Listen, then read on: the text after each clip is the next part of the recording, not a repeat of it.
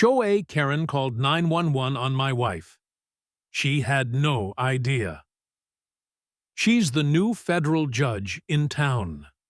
The night I heard pounding on my door and flashing red lights filling my street, I knew the HOA Karen next door had finally gone too far. What I didn't know was that she had just triggered a chain reaction that would destroy her entire empire of control. It was 9:47 p.m. on a Tuesday when our doorbell rang with the kind of urgency that makes your stomach drop. Through the peephole, I saw two uniformed officers, their faces stern in the porch light's harsh glow. Behind them, red and blue lights painted our quiet suburban street in an eerie disco of authority. "Officers," I said, opening the door with the confusion of someone genuinely bewildered. "Is everything all right?" "We received a call about suspicious activity at this address," the taller officer said, his hand resting casually on his belt. "Mind if we take a look around?" Suspicious activity. In our own front yard, where my wife Sarah had been peacefully tending to the small herb garden we'd planted just 3 weeks after moving in. That's when I saw her, Karen Whitman from 1247, Maple Grove Lane, standing on her perfectly manicured lawn in her bathrobe and slippers, arms crossed, watching our humiliation unfold like it was her personal entertainment. Even in the darkness, I could see the satisfied smirk playing at the corners of her mouth. Our neighborhood, Willowbrook Estates, was the kind of place real estate agents described as charming and family-friendly. What they didn't mention was that it came with homeowners association rules thicker than a phone book and a self-appointed neighborhood watch coordinator who treated every minor infraction like a federal crime. Karen had introduced herself the day we moved in, clipboard in hand, designer sunglasses perched on her highlighted blonde hair despite the overcast sky. She'd strutted across the street with the confidence of someone who owned not just her house, but everyone else's too. "Welcome to Willowbrook," she'd chirped, but her smile never reached her eyes. "I'm Karen Whitman, HOA president. I just wanted to go over a few little rules to help you settle in properly." Little rules. Like how our garbage bins needed to be exactly 18 inches from the curb. No more, no less. How lawn ornaments were strictly prohibited except during approved holiday periods. How any exterior modifications, including something as simple as changing our doormat, required written approval from the Architectural Review Committee, which, conveniently, Karen chaired. "We really appreciate communities that understand the importance of maintaining standards," she'd said, making notes on her clipboard as she spoke. "Property values, you know. We all have investments to protect." Over the following weeks, Karen had made her presence known in ways both subtle and not so subtle. She'd walk her tiny, over-groomed Pomeranian past our house every morning at exactly 7:15 a.m., slowing down to peer through our windows. She'd stationed herself in her front yard. Whenever we came home from work, watching us unload groceries or walk to our mailbox, the violations started small. A formal letter about our welcome mat being non-compliant with community aesthetic standards.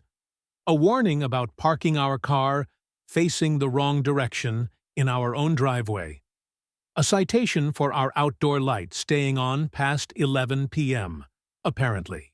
Violating some obscure light pollution ordinance buried in subsection 14.7 of the HOA bylaws. But tonight was different. Tonight, Karen had escalated from petty harassment to involving law enforcement. My wife was gardening, I explained to the officers, gesturing toward the small plot where Sarah had been planting basil and tomatoes. "She's been out there for maybe 20 minutes?" "At this hour?" the shorter officer asked, skeptical. "She's a night owl," I said, which was true enough. What I didn't mention was that Sarah often worked late into the evening, coming home exhausted from her demanding new job. Gardening had become her way to unwind, to connect with something peaceful after long days dealing with complicated legal matters. Sarah appeared at my shoulder, still wearing her gardening gloves, dirt smudged on her cheek. She looked more amused than alarmed, which I found oddly comforting. "Officers," she said calmly, "I'm sorry you were called out here for nothing. I was just planting some herbs. Is there a problem with that?" "Ma'am, we received a report of suspicious individuals potentially casing the neighborhood," the taller officer said. The caller was concerned about someone moving around properties after dark, casing the neighborhood. Karen had actually told the police that my wife, in our own front yard, with a watering can and a trowel, was potentially planning to rob houses. "I can show you my ID," Sarah offered. "This is our address. We moved in 3 weeks ago."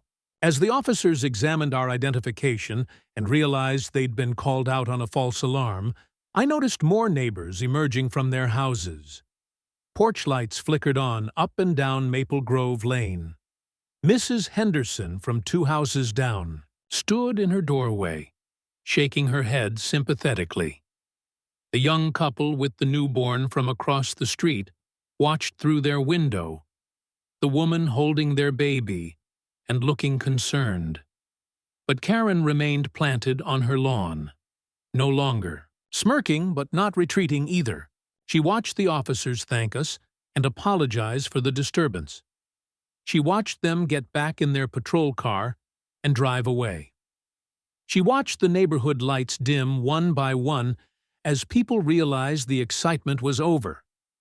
And she watched us go back inside, probably thinking she'd won some kind of victory, that she'd embarrassed us, marked her territory, shown the neighborhood that no one was immune to her authority. At that moment, Karen thought she'd humiliated my wife in front of half the street. She thought she'd sent a message that would make us fall in line like every other family who'd learned not to cross her. She had no idea who she had just picked a fight with. As we closed the door and Sarah pulled off her gardening gloves, I saw something in her expression that Karen would have been wise to notice. It wasn't embarrassment or anger or even frustration. It was the calm, measured look of someone who had just witnessed a serious miscalculation and was already formulating a response. "Honey," Sarah said quietly, washing her hands in the kitchen sink, "I think it's time Karen learned a little bit about consequences. I didn't know it then, but that was the moment Karen Whitman's reign of terror over Willowbrook Estates began its countdown to an end. The woman who thought she could control an entire neighborhood through intimidation and manipulation had just made the mistake of her life. She had declared war on a federal judge. Karen's obsession didn't end with that call. It was just the beginning of her campaign to break us down, one petty rule at a time. The next morning, I woke to find a bright yellow violation notice tucked under our windshield wiper. Violation: automotive positioning non-compliant with community standards. Vehicle must face westward in driveway. Fine, $50. Correction required within 48 hours. I'd parked facing east the night before, the same direction I'd been parking since we moved in. Sarah emerged from the house carrying her travel mug of coffee, dressed in the sharp navy suit she wore to her new job downtown. Most of our neighbors had no idea what that job was. Sarah preferred to keep her professional life private, especially after the contentious confirmation hearings that had made national news 6 months earlier.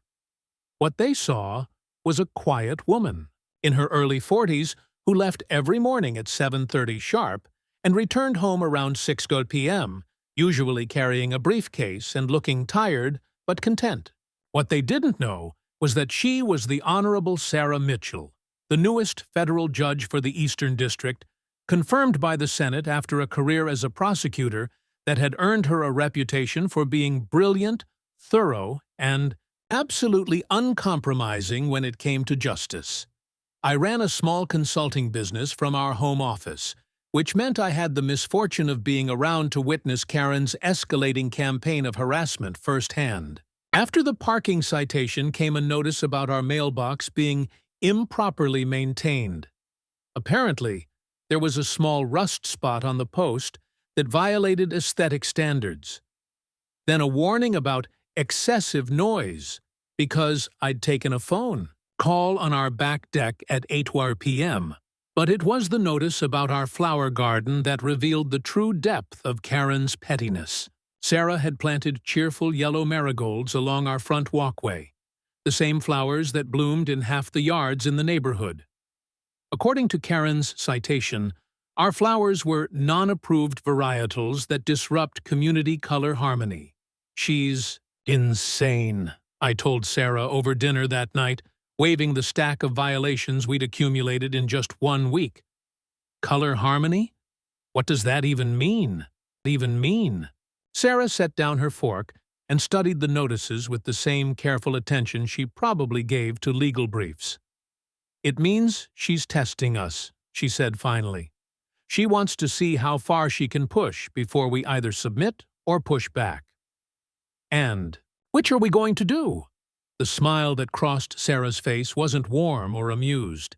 It was the expression of someone who had spent years facing down criminals and corrupt officials. Someone who had built a career on never backing down from bullies. "We're going to let her keep digging," she said. Over the next few days, I began to understand what Sarah meant. While I fumed about each new citation, each ridiculous fine, each obvious attempt to make our lives miserable, Sarah remained eerily calm. She photographed every notice, made copies of everything, and began organizing them in a file folder with the methodical precision of someone building a case. It was during this time that I started hearing the whispers from other neighbors. Mrs. Henderson, the elderly woman who lived 2 houses down, stopped me while I was getting the mail. "I'm sorry about all this harassment you've been getting," she said, glancing nervously toward Karen's house. She did the same thing to the Martinez family before they moved out, and the Johnsons before them. "How long has this been going on?" I asked. Mrs. Henderson's expression grew dark. "Ever since she got herself elected HOA president 3 years ago. She's driven out 6 families that I can count. Anyone who doesn't fall in line gets the treatment you're getting now." That evening, I shared this information with Sarah, who nodded like she'd already suspected as much. "Bullies follow patterns," she said. "They find what works, and they repeat it until someone stops them. So how do we stop her? We document everything. We follow every rule to the letter. And we wait for her to overreach. As if summoned by our conversation, our doorbell rang. Through the peephole I saw a man I didn't recognize, tall, thin, wearing an expensive suit and carrying a briefcase. "Mr. and Mrs. Mitchell," he said when I opened the door. "I'm David Pritchard, attorney for the Willowbrook Estates Homeowners Association. I understand you've been having some difficulty complying with community standards." The audacity was breathtaking. Karen had sent a lawyer to our house to intimidate us over parking directions and flower colors. Sarah appeared beside me, still, in her work clothes, radiating the kind of calm authority that made experienced attorneys nervous in courtrooms. "Mr. Pritchard," she said evenly, "what exactly brings you to our door this evening?" Something in her tone made him straighten slightly, the way people do when they sense they're in the presence of someone with real power. "The HOA board is concerned about the pattern of violations we've observed at this property," he said, consulting his briefcase. "We're hoping to resolve this matter amicably before it escalates to more serious enforcement actions." "More serious enforcement actions," Sarah repeated. "Such as?" "Well, the HOA has the authority to place liens on properties for uncorrected violations In extreme cases, we can even initiate foreclosure proceedings. I felt my blood pressure spike, but Sarah's expression didn't change. I see, she said. And you're threatening foreclosure over the color of our flowers and which direction our car faces in our own driveway? It's not about any single violation, Pritchard said, clearly uncomfortable with Sarah's direct questioning. It's about maintaining community standards and ensuring all residents understand their obligations. Mr. Pritchard, Sarah said, are you familiar with federal housing law, specifically regulations regarding discriminatory enforcement of housing policies? The question hit him like a slap. His confident demeanor cracked slightly. We don't discriminate against anyone. The rules apply equally to all residents. Do they? Sarah asked. Because I've taken the liberty of walking through the neighborhood, and I've observed dozens of violations identical to those we've been cited for that seem to go unnoticed when they occur at other properties. She was right. I'd started paying attention after she mentioned it, and half the houses on our street had some variation of the things we'd been fined for. Cars facing the wrong direction, minor mailbox maintenance issues, flowers that weren't. The approved beige and white palette Karen seemed to prefer. Pritchard gathered his briefcase and stepped back from our door. The board simply asks that all residents comply with the established guidelines. I hope we can count on your cooperation. Moving forward. After he left, Sarah closed the door and leaned against it, finally allowing a genuine smile to cross her face. That was interesting, she said. Interesting how? He had no idea who he was dealing with. And more importantly, neither does Karen. That night, as we lay in bed listening to the sounds of our supposedly peaceful neighborhood, Sarah explained what I was beginning to understand. Karen's used to intimidating people who can't fight back, she said. Retirees on fixed incomes who can't afford legal battles. Young families who are scared of losing their homes. People who don't understand their rights or don't have the resources to defend them. But we're not those people. No, Sarah said, and in the darkness I could hear that predatory smile in her voice again. We're definitely not those people. Outside, our window, a car door slammed. Through the blinds, I could see Karen standing beside her BMW in her driveway, talking rapidly on her phone. Even from a distance, her body language radiated agitation. Sarah noticed, too. She's scared, she observed. Good, scared people make mistakes.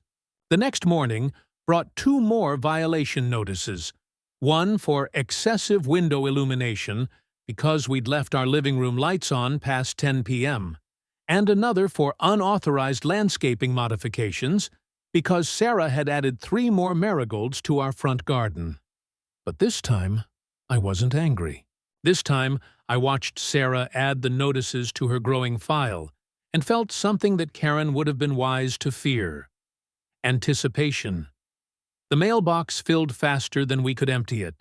Each letter felt less like a warning and more like a declaration of war.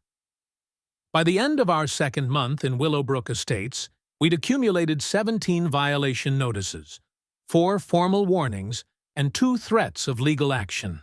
Our refrigerator looked like a serial killer's evidence board, covered with Karen's increasingly creative attempts to find fault with our existence. Violation. Holiday decorations displayed outside approved seasonal parameters. This one came in late October because Sarah had put up Halloween decorations on October 15th instead of October 16th. Apparently, the HOA allowed Halloween displays only during the final 2 weeks of the month.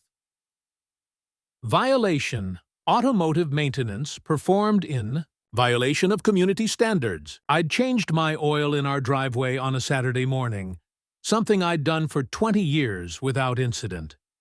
According to subsection 12.4 of the HOA bylaws, any automotive work beyond basic washing required prior written approval from the HOA Maintenance Committee. Violation: unauthorized pet accommodation. This citation came after Karen called animal control on our golden retriever, Max, claiming he was a dangerous animal who posed a threat to neighborhood children. The animal control officer who responded was apologetic and clearly annoyed at having his time wasted. But the citation went on our record nonetheless. Each notice was signed with Karen's elaborate signature and came with a fine ranging from $25 to $150. More concerning was the language that accompanied them. Continued non-compliance may result in escalated enforcement actions, including property liens and potential foreclosure proceedings. The psychological warfare was working on our neighbors, even if it wasn't working on us.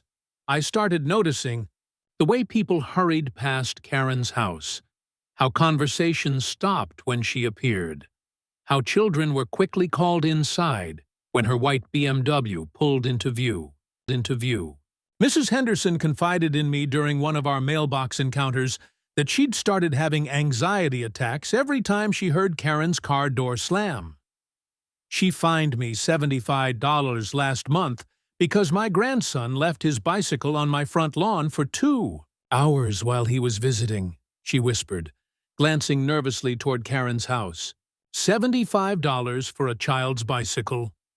The Nakamura family, who lived directly across from Karen, had taken to closing their blinds during daylight hours after being cited for excessive window visibility because Karen could see their television from the street. But the most disturbing story came from Jim Rodriguez, a soft-spoken man in his 60s who lived at the end of our block. "She went after my wife last spring," he told me while we both pretended to work in our front yards. Maria was recovering from chemotherapy, too weak to keep up with all the yard work. Karen started citing us for every blade of grass that was too long, every leaf that fell from our oak tree. "That's awful," I said, though the word felt inadequate. The stress of fighting the fines while Maria was sick. Jim's voice broke slightly. The doctor said the anxiety wasn't helping her recovery. We ended up hiring a landscaping service we couldn't afford just to make the harassment stop. That night, I shared Jim's story with Sarah. She was sitting at our kitchen table, her laptop open, surrounded by the now familiar manila folders, where she'd been organizing every piece of documentation related to Karen's campaign against us and others. "She targets the vulnerable," Sarah said, making notes on a legal pad. "The sick, the elderly, families with small children who can't risk foreclosure threats. This has to be illegal, right? What she's doing?" "It's borderline," Sarah admitted. "Selective enforcement, harassment, potentially discriminatory practices. But she's careful to stay just within the bounds of what the HOA bylaws technically allow." "So we're stuck with this?" Sarah looked up from her papers, and I saw something in her expression that reminded me why she'd been such a feared prosecutor before her appointment to the bench. "No," she said quietly. "We're not stuck with anything. We're building a case." The next week brought a new escalation. I was working in my home office when I heard shouting from our front yard. Through the window, I saw Karen standing on our lawn. Not the sidewalk, not the street, but actually on our property, taking photographs of our sprinkler system. I walked outside to find her measuring the distance between our sprinkler heads and the property line with a tape measure. "Can I help you with something, Karen?" She looked up with that false smile I'd grown to despise. "Just documenting some potential violations, David.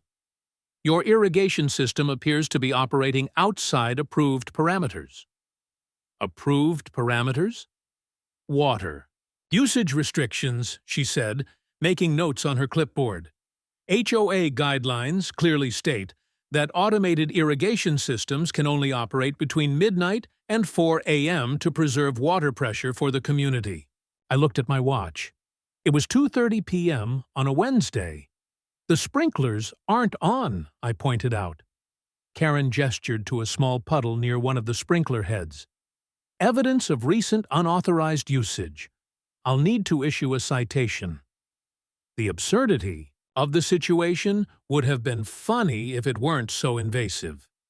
This woman was standing on my property, photographing my sprinkler system, and preparing to fine me for a puddle that could have come from anywhere. A dog, the morning dew, AVE neighbor's hose. Karen, I said, keeping my voice level, you're trespassing on my property. I'm conducting official HOA business, she replied without looking up from her clipboard. Official HOA business doesn't give you the right to enter private property without permission.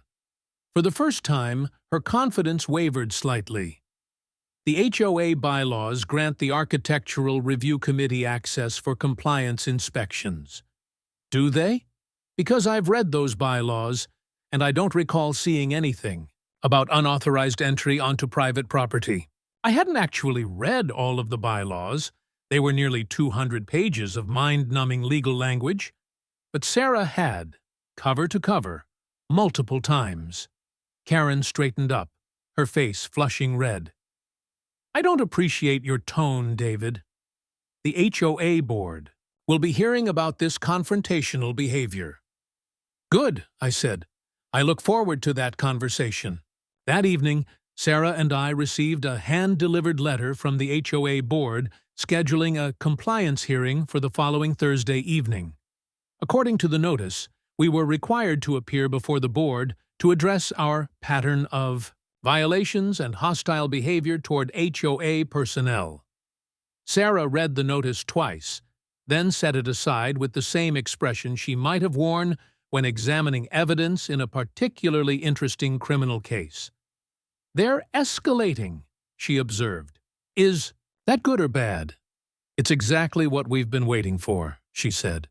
Karen's been careful to stay within legal boundaries so far, but a formal hearing opens up discovery opportunities. We'll have the right to examine HOA records, question their enforcement practices, and present our own evidence. Our own evidence, Sarah gestured to the stacks of files she'd been compiling. Every violation notice, every inconsistent enforcement action, every documented instance of selective harassment, plus testimonies from other residents who've been targeted. Other residents will actually testify against Karen? Some will, once they see that someone's finally fighting back, once they realize they're not alone. Sarah's smile was sharp and satisfied. Bullies rely on their victims feeling isolated and powerless. Once that changes, their whole system falls apart. Over the next few days, as word of our upcoming hearing spread through the neighborhood, something remarkable happened. People started talking. Mrs. Henderson stopped by with a shoebox full of violation notices she'd received over the past 2 years. The Nakamura family shared photographs of their yard from the day they were cited for excessive lawn ornamentation. The ornamentation in question had been their 4-year-old daughter's chalk drawings on their own driveway. Jim Rodriguez brought over a folder containing medical bills and HOA fines from the period when his wife was undergoing chemotherapy, a timeline that painted a disturbing picture of Karen targeting a family during their most vulnerable moment. But the most damning evidence came from an unexpected source. Tom Bradley, a quiet man who lived 3 streets over and worked in the city planning department. I probably shouldn't be telling you this, he said, glancing nervously around our living room where Sarah had spread out her case files. But I've seen Karen's permit applications for her own property modifications. She's done thousands of dollars worth of improvements without HOA approval, the same kind of improvements she cites other people for. Sarah looked up sharply. What kind of improvements? She added a deck, installed a hot tub, put in landscape lighting, even built a storage shed. None of it went through the Architectural Review Committee. The hypocrisy was breathtaking, but It was also evidence of something more serious than petty harassment. "Tom," Sarah said carefully, "would you be willing to provide documentation of those permit applications?" He hesitated. "If it helps stop what she's doing to people, yeah, I think I would."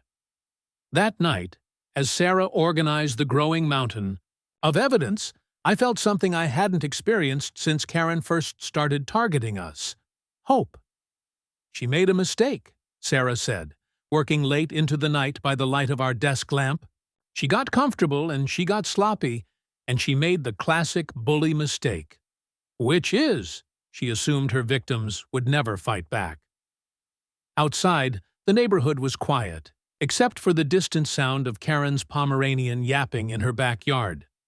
I wondered if she was starting to sense that something had changed, that the campaign of intimidation she'd waged so successfully against others was about to backfire in ways she couldn't imagine. "Thursday night," Sarah said, closing the last file folder and stretching her arms above her head. "That's when Karen learns what happens when she picks a fight with someone who actually knows how to fight back." The war of petty notices was about to end, but Karen didn't know that the ceasefire she thought she'd forced was actually the calm before a storm that would wash away her entire empire of control. Everyone thought Karen ran the neighborhood. What she didn't know was that someone far above her ran the law. The Tuesday before our scheduled HOA hearing, Sarah came home later than usual, carrying a bottle of wine and wearing the satisfied expression of someone who'd had a particularly good day at work. She kissed me hello and set the wine on our kitchen counter next to the stack of violation notices Karen had delivered that afternoon. "2 more today," I said, gesturing to the latest citations. "Apparently, our mailbox is now positioned at a non-compliant angle to the street, and our doormat has unauthorized text content." The doormat in question read "Welcome" in simple black letters, hardly inflammatory messaging, but according to Karen's latest interpretation of the HOA bylaws, any text other than house numbers required approval from the Communications Committee. Sarah glanced at the notices and shook her head. "She's getting desperate. These violations are getting more ridiculous. Ridiculous. Desperate how? Because Thursday is coming, and she knows it." Sarah opened the wine and poured 2 glasses. "David, there's something I need to tell you about Thursday night, about what's going to happen when we walk into that hearing." I'd been dreading the hearing all week. The notice had made it clear that we were expected to appear as defendants, to explain our pattern of non-compliance, and submit to whatever punishment the HOA board deemed appropriate. The language had been formal and intimidating, clearly, designed to make residents feel like they were already guilty before the hearing even began. "I know you're worried," Sarah continued, settling beside me on our couch. "But you need to understand something about who you married." She said it gently, but there was steel underneath her words. "I know who I married," I said. "I married a brilliant attorney who became a brilliant judge." "No, David. You married someone who spent 15 years as a federal prosecutor putting away corrupt officials, mob lawyers, and white-collar criminals who thought they were untouchable." Sarah's voice carried the quiet confidence of someone who had faced down dangerous people in high-stakes situations. "You married someone who was confirmed to the federal bench after a Senate hearing where politicians tried to intimidate me for 6 hours straight." I'd watched those confirmation hearings on C-SPAN, proud and terrified in equal measure, as Sarah calmly answered hostile questions from senators who clearly hoped to rattle her. She'd been unflappable, responding to every attack with facts and legal precedent, never losing her composure even when the questioning became openly combative. "The woman who handled that hearing," Sarah said, "is not going to be intimidated by Karen Whitman and her clipboard. Over the next hour, Sarah shared details about her career that she'd never fully explained before. Cases where she'd gone after city councilmen who extorted local businesses, investigations into housing officials who targeted minority families, with discriminatory enforcement actions, prosecutions of homeowners association board members who embezzled funds and harassed residents. "This isn't my first Karen," she said. "I've put people like her in federal prison." The pieces started clicking together. Sarah's calm reaction to Karen's harassment, her methodical documentation of every violation and interaction, the way she'd remained eerily composed while I fumed about each new citation. "You've been building a case this whole time," I realized. "I've been letting her build a case against herself," Sarah corrected. "Every ridiculous violation, every inconsistent enforcement action, every obvious instance of selective harassment. It's all evidence of a pattern that goes far beyond HOA bylaws." She pulled out her laptop and opened a file I'd never seen before. Federal housing law is very clear about discriminatory enforcement practices. When housing officials, and yes, HOA board members count as housing officials, selectively target residents based on personal animosity, it becomes a civil rights violation. The screen showed a complex flowchart detailing Karen's enforcement actions over the past 3 years. Sarah had cross-referenced every violation notice, every fine, every formal warning, and color-coded them by recipient. The pattern was undeniable. Certain residents received dozens of citations, while others with identical violations received none. "But it's not just discrimination," Sarah continued, clicking to another document. "Tom's permit information shows she's been violating the same rules she enforces against others. That's abuse of power. And Mrs. Henderson's testimony about being fined during her medical treatments suggests targeting of vulnerable populations. So, what happens Thursday night?" Sarah's smile was sharp and predatory. "Thursday night, Karen learns that her little HOA kingdom isn't above federal law." The rest of the week passed in a blur of preparation. Sarah worked late every evening, organizing evidence and contacting witnesses. Our kitchen table looked like a law firm conference room, covered with legal documents, printed emails, and photographs documenting 3 years of Karen's reign of terror. Wednesday evening, Jim Rodriguez called to tell us that Karen had been seen going door to door on his street, apparently trying to convince neighbors not to attend the hearing. "She seemed panicked," Jim reported. "She kept asking people if they'd talk to you, if they were planning to cause trouble at the meeting." That same evening, Mrs. Henderson received a hand-delivered letter from the HOA board informing her that her previous violation for her grandson's bicycle had been reviewed and dismissed. It was clearly an attempt to buy her silence, but it backfired. The obvious bribe only strengthened her resolve to testify about Karen's pattern of harassment. Thursday morning arrived gray and drizzly, matching my mood.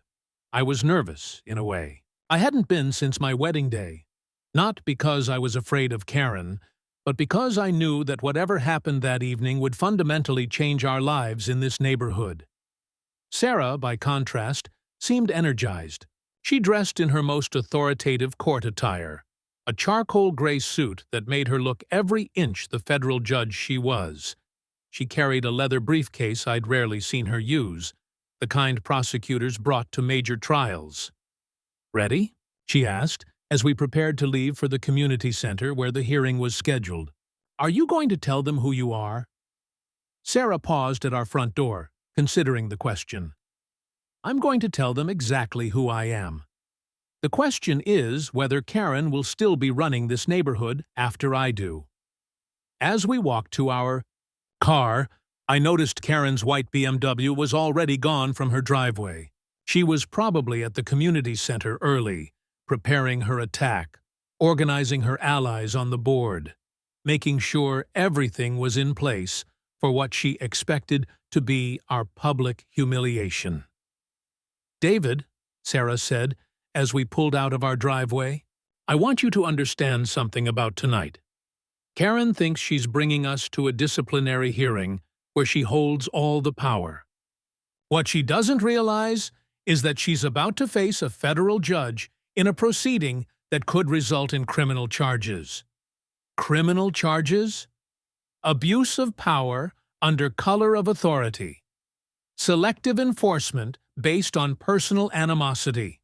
Potential mail fraud if she's been misusing the postal system for harassment.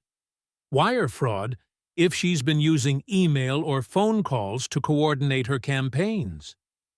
Sarah's voice carried the same calm certainty it had during her confirmation hearings. Karen's been operating like she's above the law. Tonight, she discovers that nobody is above the law. As we drove through the quiet streets of Willowbrook Estates toward the community center, I felt a familiar mixture of pride and awe watching my wife prepare to do what she did best: deliver justice to people who thought they were untouchable. Karen had spent months trying to break us down with petty harassment and intimidation tactics. What she was about to learn was that intimidation only works when your target can be intimidated. And federal judges, by definition, cannot be intimidated. The same neighbors who once whispered in fear began knocking on our door at night, carrying stacks of papers, photos, and secrets. It started the evening after Tom Bradley shared the permit information about Karen's unpermitted improvements. I was in my home office when the doorbell rang at 8:30 p.m., well past the time when neighbors typically made social calls in our buttoned-up community. Through the peephole, I saw Maria Santos, a woman I'd only spoken to in passing during our morning walks. She lived 4 streets over in a small ranch house with her elderly mother, and I'd noticed Karen's white BMW parked in front of their property several times over the past month. "I'm sorry to bother you so late," Maria said when I opened the door, clutching a manila envelope to her chest. "But I heard about your hearing tomorrow night, and I have something you need to see." Sarah appeared from the kitchen, still wearing her reading glasses from reviewing case files. Maria's nervous energy seemed to calm slightly in Sarah's presence. There was something about my wife's quiet authority that made people feel safe to speak the truth. "Come in," Sarah said gently. "What can we help you with?" Maria glanced around our living room, taking in the organized stacks of documents and evidence that had transformed our home into a command center. "Karen's been after my family for 8 months," she said, settling into our couch. "Ever since my mother started using a walker and couldn't maintain the yard the way she used to." She opened the manila envelope and spread its contents across our coffee table. Dozens of violation notices, each more petty than the last. Citations for grass being a 1/4 inch too long. Fines for her mother's medical equipment being visible through their front window. A formal warning because Maria's work schedule meant she sometimes brought in their garbage bins an hour later than the HOA preferred. But this is the one that made me realize she's not just enforcing rules, Maria said, pulling out a particular notice. She's trying to force us out. The citation was for unauthorized vehicular accommodation. Maria had been fined $150 for parking a medical transport van in their driveway, while her mother returned from a doctor's appointment. "A medical transport van," Sarah repeated, studying the notice. "For your mother's medical care." The driver needed to use a wheelchair lift. It took maybe 20 minutes.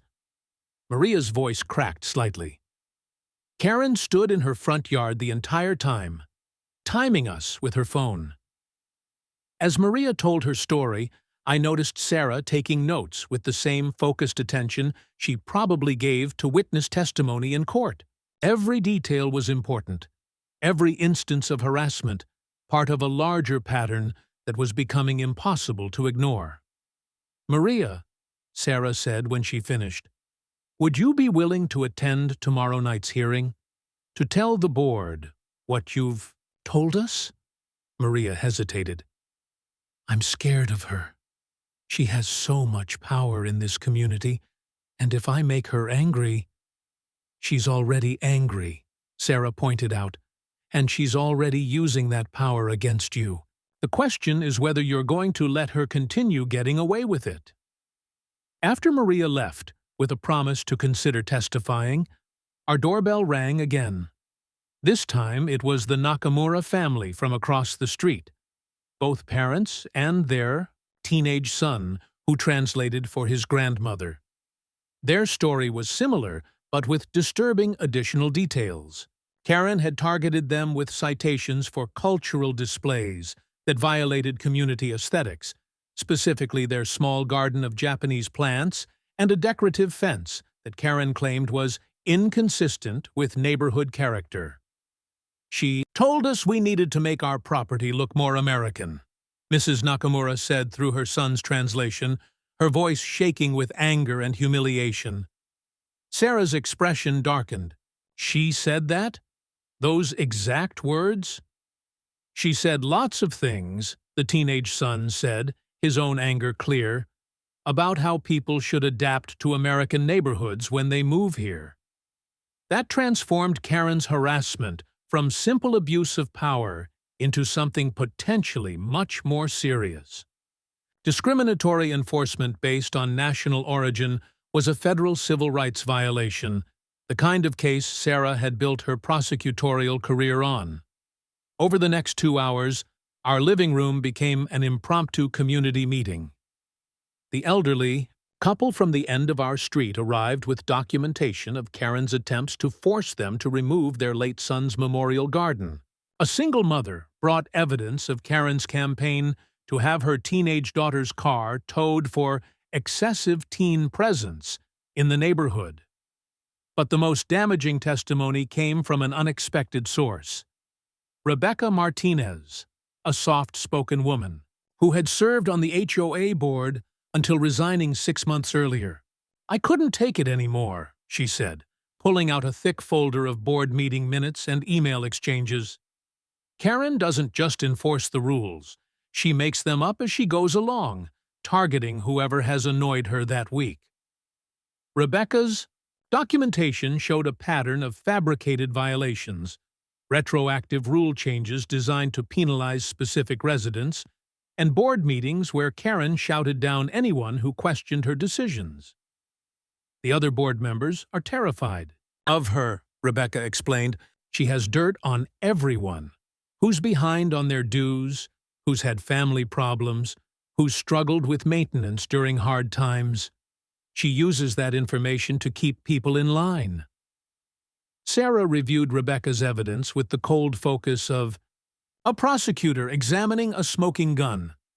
Email threads showed Karen directing other board members to cite specific residents for violations that weren't actually violations. Meeting minutes revealed her pressuring the board to approve increasingly harsh penalties for minor infractions. Rebecca, Sarah said, this shows conspiracy to harass residents and abuse of fiduciary duty. Are you prepared to testify to this tomorrow night? If it means stopping her, yes. Rebecca's voice was steadier now, strengthened by the realization that she wasn't alone. I resigned because I couldn't stand watching what she was doing to people. But maybe I should have fought back then. You're fighting back now, Sarah said. That's what matters. By 11 p.m., our living room looked like a refugee camp for Karen's victims. Stacks of evidence covered every surface. People who had never spoken to each other before were sharing stories and discovering the common thread of Karen's harassment that ran through all their experiences. Most importantly, the atmosphere of fear that had kept Karen's victims isolated was dissolving. People who had felt powerless alone were realizing they had strength in numbers. Tomorrow night, Sarah announced to the group, Karen expects to walk into that hearing with all the power. She expects to intimidate us into compliance, the same way she's intimidated everyone else. She gestured to the evidence surrounding us, hundreds of pages of documentation showing a years-long pattern of abuse, discrimination, and harassment. What she's going to discover is that her reign of terror is over. As our neighbors began to leave, armed with Sarah's business card and clear instructions about tomorrow night's hearing, I felt something I hadn't experienced since this ordeal began. Genuine excitement. Karen had built her power on isolation and fear, targeting people one family at a time, making each victim feel like they were alone against an insurmountable force. But bullies depend on their victims remaining scattered and afraid. Once those victims unite, once they realize they outnumber their oppressor, the entire dynamic shifts. Mrs. Henderson was the last to leave, clutching her shoebox of violations and looking more determined than I'd ever seen her. "I've been afraid of that woman for 3 years," she said. "Afraid to park my car wrong, afraid to leave my lights on too late, afraid to have my grandson visit too often. Tomorrow night, she's going to be the one who's afraid." After everyone left, Sarah and I sat surrounded by the evidence of Karen's campaign of terror. The documentation was overwhelming, not just in quantity, but in the clear pattern it revealed, of someone who had systematically abused her position to torment anyone who didn't submit to her control. "This is bigger than we thought," I said, looking at the organized stacks of testimonies and evidence. "No," Sarah corrected. "This is exactly what I expected. Bullies like Karen don't stop with one victim. They create systems of oppression that touch everyone around them." She picked up a legal pad where she'd been making notes throughout the evening. "Tomorrow night isn't just about stopping Karen's harassment of us. It's about dismantling an entire structure of intimidation that's been terrorizing this community for years." As we prepared for bed, I realized that tomorrow night's hearing had transformed from something I'd been dreading into something I was genuinely looking forward to. Not because I enjoyed confrontation, but because justice was finally coming to Willowbrook Estates. Karen had spent 3 years building her empire of control through fear and intimidation. What she didn't realize was that empires built on oppression always contain the seeds of their own destruction. Tomorrow night, those seeds would finally sprout. The night of the HOA annual meeting, Karen strutted in like a queen. She had no idea the throne was about to collapse beneath her. The Willowbrook Estates Community Center had never seen a crowd like the one that gathered Thursday evening. Normally, HOA meetings attracted maybe a dozen residents, mostly board members, and the occasional homeowner with a specific complaint. But tonight, nearly 60 people filled the small meeting room, their faces carrying a mixture of anticipation and barely contained anger. Karen arrived at exactly 7 p.m., flanked by the 4 other board members and her attorney, David Pritchard. She wore a cream-colored blazer and carried her ever-present clipboard, surveying the unusually large crowd with obvious surprise and growing irritation. "I wasn't expecting such a robust turnout," she announced, her voice carrying across the room with its usual authority. "But I suppose that's what happens when troublemakers spread gossip instead of following proper channels." She shot a pointed look in our direction. Sarah and I sat in the front row, surrounded by the neighbors who had become our allies over the past week. Rebecca Martinez sat to Sarah's left, her folder of damning board documents in her lap. Maria Santos and her elderly mother occupied the seats behind us, along with the Nakamura family, Jim Rodriguez, Mrs. Henderson, and dozens of other residents, who had finally found the courage to confront their tormentor. "Tonight's proceedings are straightforward," Karen continued, settling behind the board table at the front of the room. "We're here to address a pattern of violations and non-compliance from certain residents who seem to believe they're above community standards. She gestured toward us with theatrical disgust.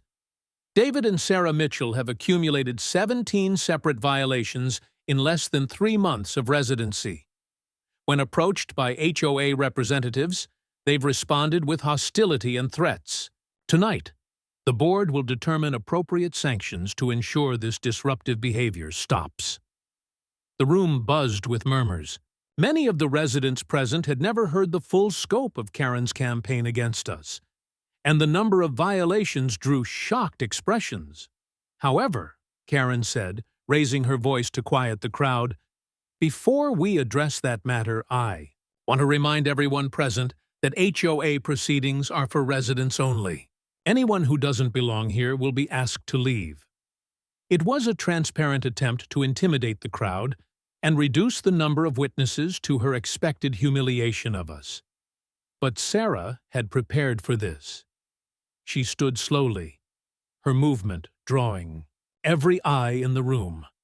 In her charcoal gray suit and with her briefcase at her feet, she radiated the kind of authority that made people sit up straighter. "Mrs. Whitman," Sarah said, her voice carrying clearly to every corner of the room, "before you proceed with tonight's hearing, I think this community deserves to know exactly who you're attempting to intimidate." Karen's confident expression flickered slightly. "I'm not sure what you mean." "I mean," Sarah continued, "that you've been conducting a campaign of harassment against a sitting federal judge." The room went completely silent. You could have heard a pin drop in the sudden, stunned quiet that followed Sarah's announcement. Karen's face went through a series of expressions: confusion, disbelief, and then a kind of panicked calculation as she tried to process what she'd just heard. That's not possible," she stammered. You're just—" "I am the Honorable Sarah Mitchell," Sarah said, her voice carrying the weight of absolute authority. "United States District Judge for the Eastern District. Confirmed by the United States Senate 6 months ago after 15 years as a federal prosecutor." She reached into her briefcase and pulled out her judicial identification, holding it up for the room to see. "And for the past 3 months, you have been systematically harassing a federal judge and her family with frivolous citations, discriminatory enforcement actions, and what I can only describe as a campaign of neighborhood terrorism." The transformation in the room was electric. Residents who had been sitting quietly suddenly found their voices, murmuring to each other in amazement and growing excitement. Karen's allies on the board looked like they wanted to disappear into their chairs. Karen tried to recover, but her voice cracked slightly. "Judge or not, you still have to follow HOA rules like everyone else." "You're absolutely right," Sarah agreed. "Everyone should follow the same rules equally. Which brings us to the real reason for tonight's meeting." Sarah gestured to the crowd of residents filling the room. "These people aren't here as troublemakers, Mrs. Whitman. They're here as your victims.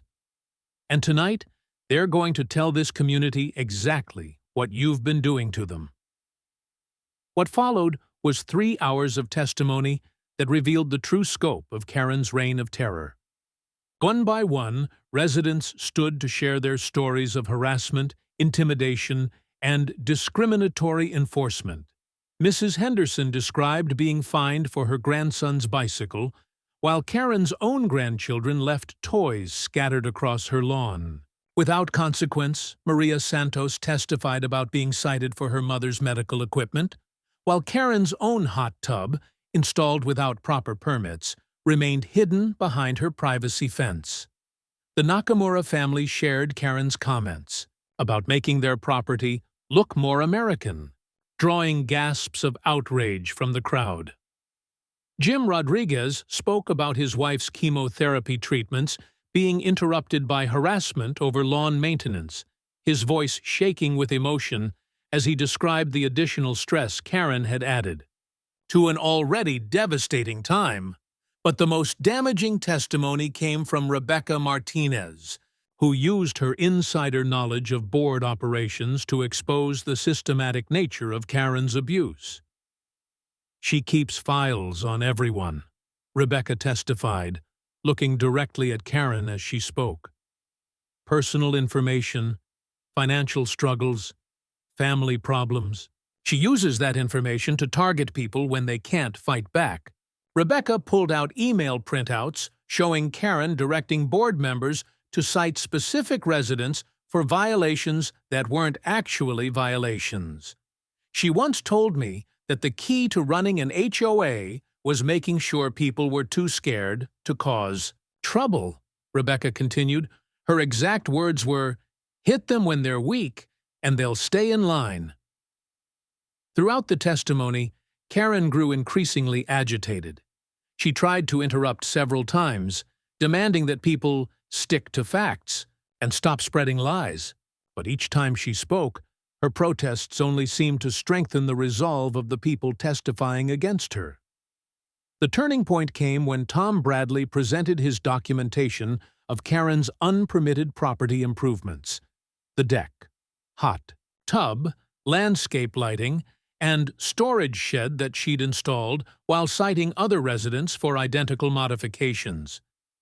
"She's been violating her own rules for 3 years, Tom said, spreading the permit applications across the board table. "While she's been fining families for minor infractions, she's been making major modifications to her own property without any approval whatsoever." The hypocrisy was so blatant, so undeniable, that even Karen's allies on the board couldn't ignore it.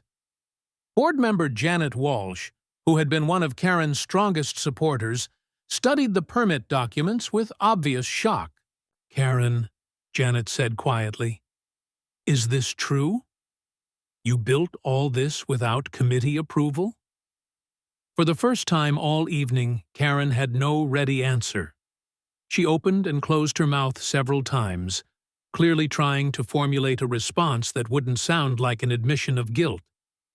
Those improvements were minor modifications that didn't require— "A deck and hot tub are minor modifications," another board member interrupted.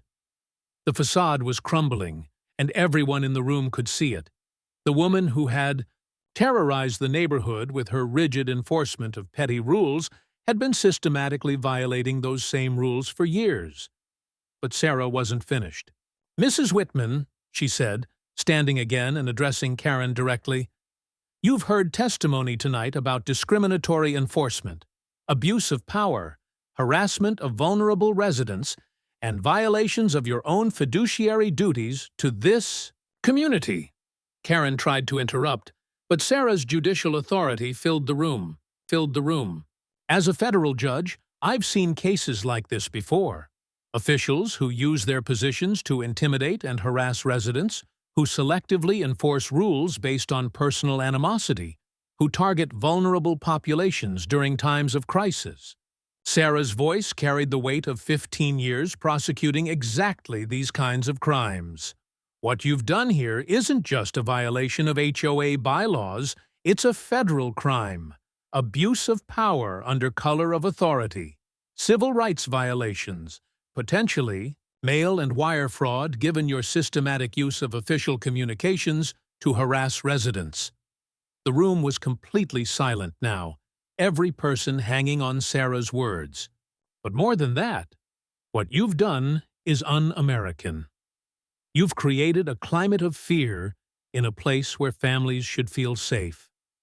You've targeted the elderly, the sick, and immigrants. You've turned neighbors against each other and made people afraid to live normal lives in their own homes." Karen's face had gone pale. For the first time since I'd known her, she looked genuinely frightened. "Tonight," Sarah continued, "this community gets to decide what kind of place they want to live in. Do you want to continue living under a system where one person's petty grievances can destroy your peace of mind? Or do you want to build something better?" The response was immediate and overwhelming. Person after person stood to call for Karens. Removal from the board. Voices that had been silenced by fear for years suddenly found their strength. "She has to go!" Mrs. Henderson called out, her voice stronger than I'd ever heard it. "No more harassment," shouted Jim Rodriguez. "We want our neighborhood back," added Maria Santos. Within minutes, the call for Karen's removal had become a chant that filled the community center. Karen sat frozen behind the board table, watching 3 years of carefully constructed control dissolve in a matter of moments. The vote, when it finally came, was unanimous. Karen Whitman was removed as HOA president and banned from serving in any leadership capacity. The board voted to rescind all violations issued in the past year, pending a complete review of enforcement practices. Most importantly, they voted to hire an independent management company to oversee HOA operations, ensuring that no single person could ever again wield the kind of unchecked power Karen had used to terrorize the community. As the meeting ended and residents filed out, many stopped to thank Sarah for giving them the courage to finally fight back. But it was Mrs. Henderson's comment that stuck with me most. "I haven't felt this free in 3 years," she said, tears in her eyes. "I can have my grandson visit without being afraid. I can plant flowers without worrying about citations. Thank you for giving us our neighborhood back." Karen left without a word, flanked by her attorney and the few remaining board loyalists. As her white BMW pulled out of the community center parking lot, I realized I'd probably never see her again, and that Willowbrook Estates would be a fundamentally different place without her reign of terror. Sarah packed up her briefcase with the same methodical precision she brought to everything else. "How do you feel?" I asked. She smiled, not the predatory expression she'd worn while building her case, but something warmer and more satisfied. "Like justice was served," she said, "and like we can finally start enjoying our new home." For the first time, Karen's voice trembled. The woman who once ruled through fear now looked like prey cornered by her own neighbors. The community center had been quiet for nearly an hour after the official meeting ended, but Karen hadn't left. While her attorney and the remaining board members gathered their papers and made hasty exits, she sat frozen at the board table, staring at the empty room where her empire had just crumbled. Sarah and I were packing up our evidence files when Karen finally spoke. "This isn't over," she said, her voice lacking its usual commanding tone. "You think you can just walk into my neighborhood and destroy everything I've built here?" I looked up to see Karen standing now, her clipboard clutched to her chest, like a shield. Her perfectly styled hair was disheveled, her cream-colored blazer wrinkled from 3 hours of watching her authority systematically dismantled. "Your neighborhood?" Sarah asked, closing her briefcase with deliberate calm.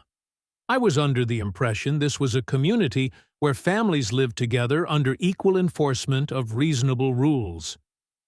"Don't patronize me," Karen snapped, some of her old fire returning. "You may have impressed these people tonight with your fancy title, but I know what you really are. You're an outsider who couldn't follow simple rules, so you decided to tear down everything that makes this community special." The accusation was so backwards, so completely divorced from reality, that I almost laughed. But Sarah's expression remained serious. "Mrs. Whitman," she said, "you've had 3 hours to listen to testimony from your neighbors about the fear and harassment you've subjected them to. Have you heard anything tonight that's changed your perspective on your actions?" "My actions!" Karen's voice rose to nearly a shout. "My actions have protected property values and maintained standards that these people are too lazy or too stupid to understand."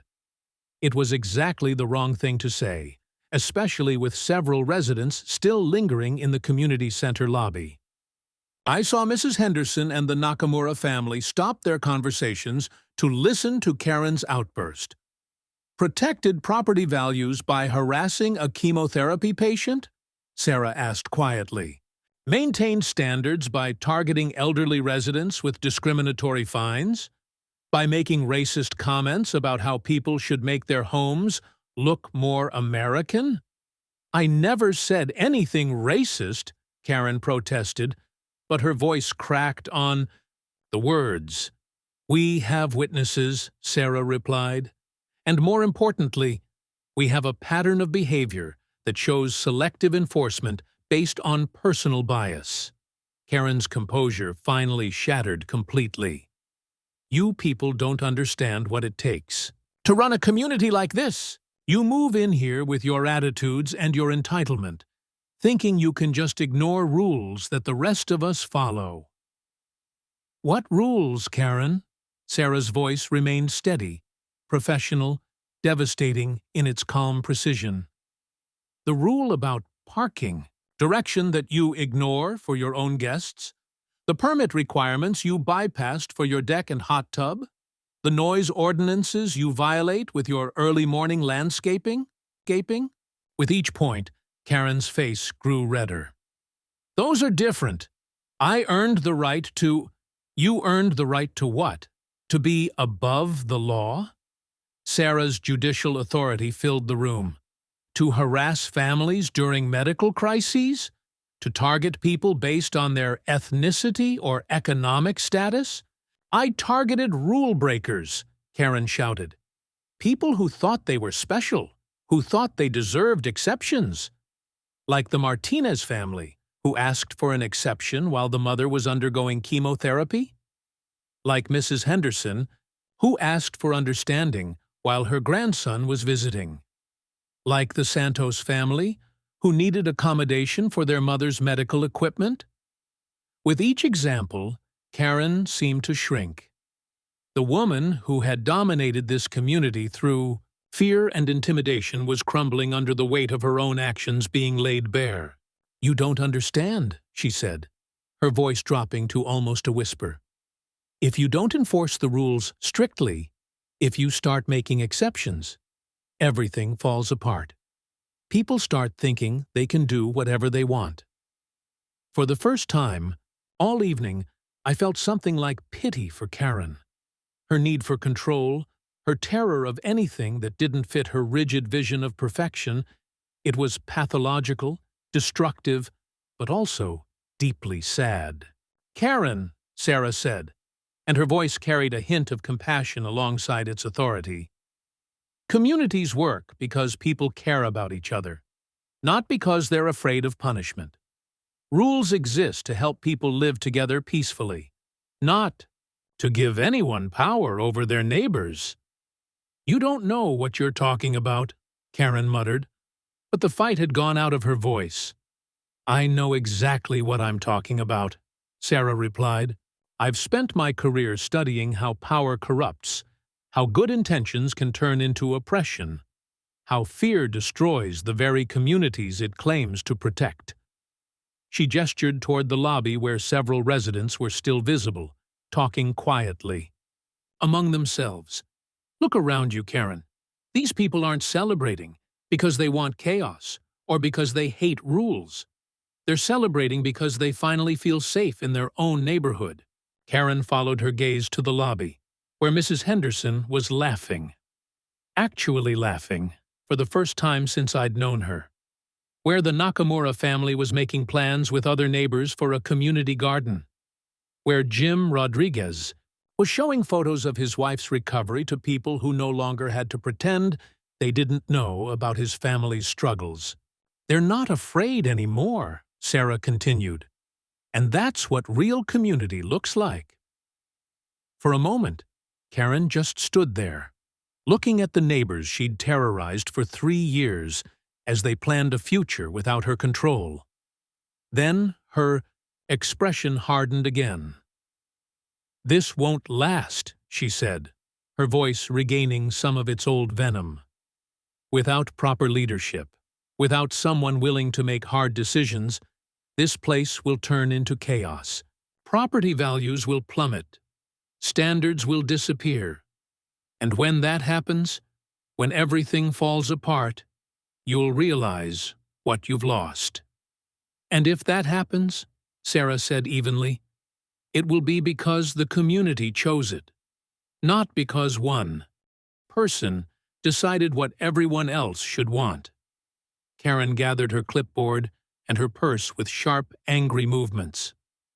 I've given 3 years of my life to this community.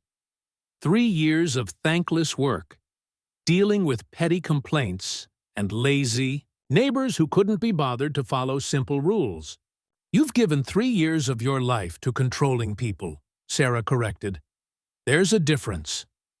As Karen walked toward the door, she stopped and turned back one final time.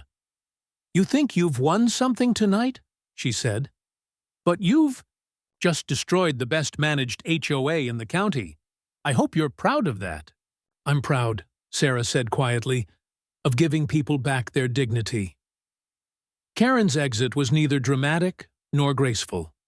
She simply walked out of the community center and into the parking lot, where her white BMW sat alone under the fluorescent lights. Through the windows, we watched her sit in her car for several minutes before finally driving away. The lobby had grown quiet as residents noticed Karen's departure. One by one, they began leaving too, but their conversations were animated, hopeful, planning. The atmosphere was completely different from the fearful whispers that had characterized neighborhood interactions for months. Mrs. Henderson stopped by our table as Sarah and I finished packing up. Judge Mitchell, she said formally, then smiled. Sarah, I wanted to thank you for tonight. Not just for stopping Karen, but for showing us that we didn't have to be afraid. You showed yourselves that, Sarah replied. I just provided a platform. Will there be legal consequences for her? Mrs. Henderson asked hesitantly.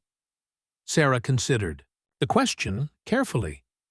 That depends on whether any residents want to file formal complaints.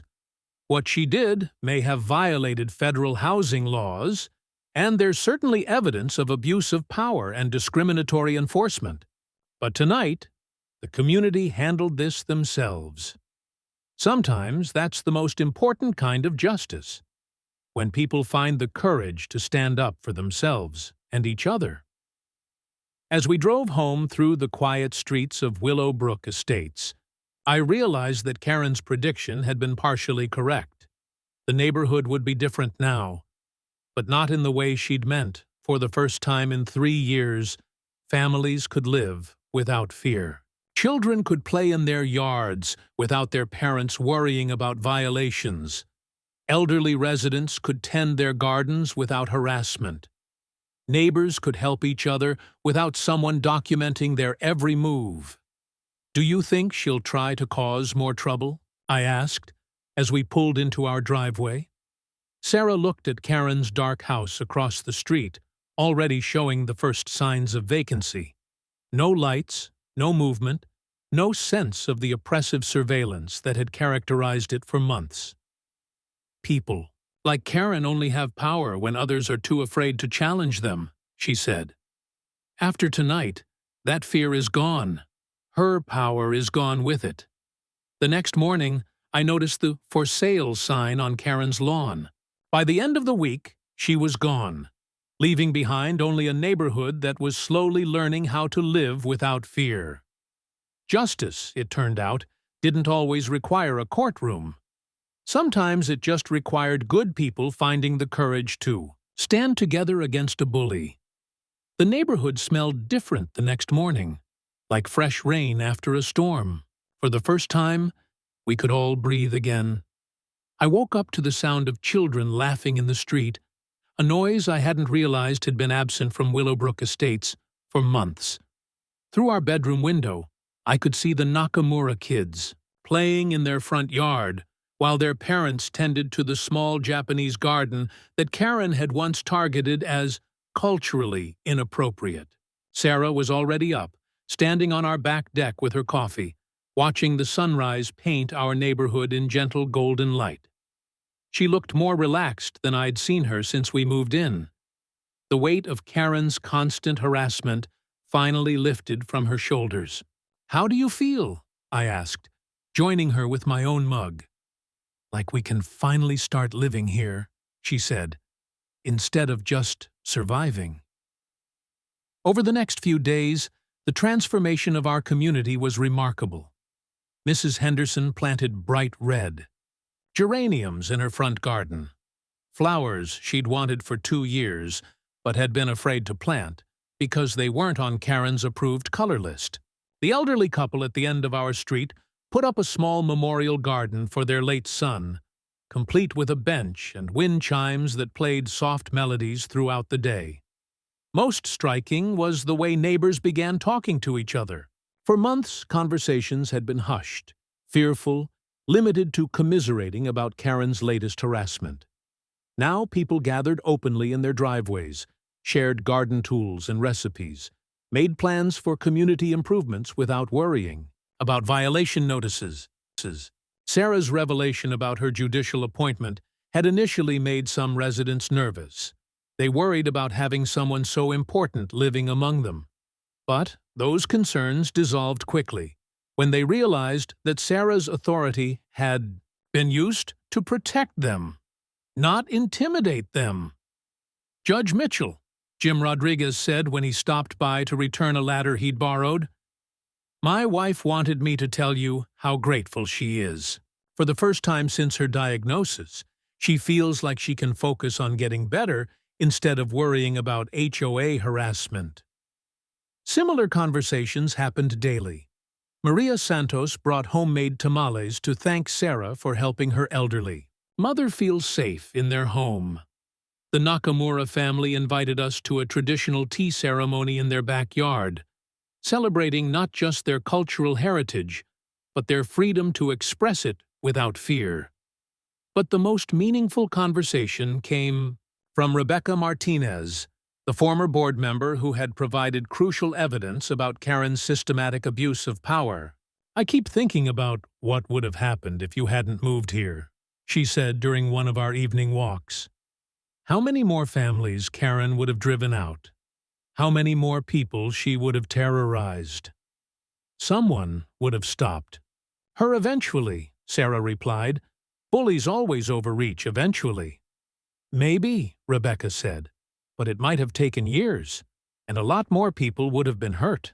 The new HOA management company that the board had hired was implementing reforms that seemed obvious in retrospect, but had been impossible under Karen's regime. Violation notices now required documentation and photographs. Fines had to be approved by a majority of the board, not just the president. Most importantly, residents had the right to appeal any citation to an independent arbitrator. "It's what an HOA should be," the new property manager explained during a community meeting 3 weeks after Karen's removal. "A tool to help neighbors work together, not a weapon for one person to control everyone else." The criminal investigation that Sarah had mentioned during the hearing never materialized into formal charges. Karen had been careful to stay just within legal boundaries, and most residents preferred moving forward to pursuing punishment. But the threat of federal scrutiny had been enough to ensure that Karen's departure from the neighborhood was permanent. Her house sold within 2 weeks to a young family with twin toddlers, exactly the kind of excessive juvenile presence that Karen had spent years trying to eliminate from the community. On moving day, half the neighborhood turned out to welcome them, bringing cookies and offering help with boxes. The contrast with our own arrival, when Karen had greeted us with a clipboard full of rules, was striking. "This is what community should feel like," Sarah observed, watching children play in the street while their parents chatted on front porches, without fear of surveillance or citations. But the most significant change wasn't visible in new gardens, or children's laughter, or neighbors talking freely. It was the absence of fear that had previously poisoned every interaction in Willowbrook Estates. Mrs. Henderson no longer checked her mailbox with anxiety, wondering what new violation notice might be waiting. Parents didn't rush to call their children inside when cars pulled into the neighborhood. Families stopped limiting their visitors and activities based on what Karen might find objectionable. Fear is insidious, Sarah explained one evening, as we worked in our own garden, the same herb garden that had prompted Karen's 911 call months earlier. It makes people smaller, more isolated, less willing to help each other or stand up for what's right. She gestured to our thriving basil and tomato plants, now growing freely without threat of violation notices. But when fear is removed, communities can become what they're supposed to be, places where people support each other and build something better together. The final vindication came 6 months later, when Willowbrook Estates was recognized by the county as Community of the Year for its resident satisfaction scores and innovative conflict resolution programs.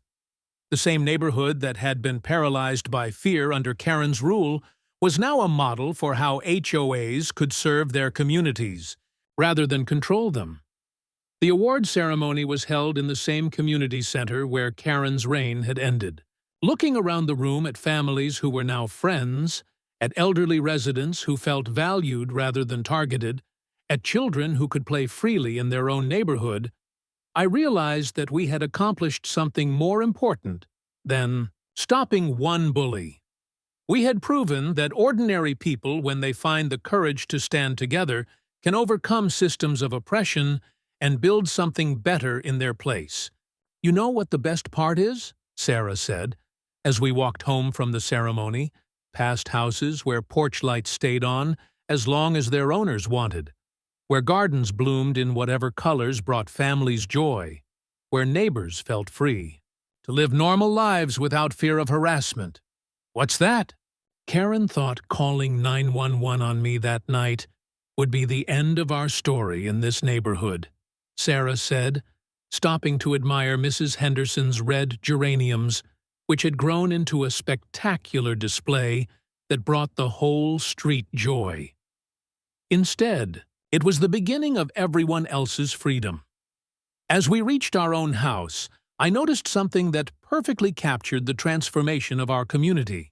On our front porch sat a small potted plant, marigolds, the same flowers Karen had once cited us for growing.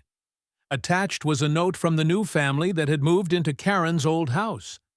"Welcome to the neighborhood. We heard these were your favorite flowers. Thank you for making this such a wonderful place to live. The Johnson family."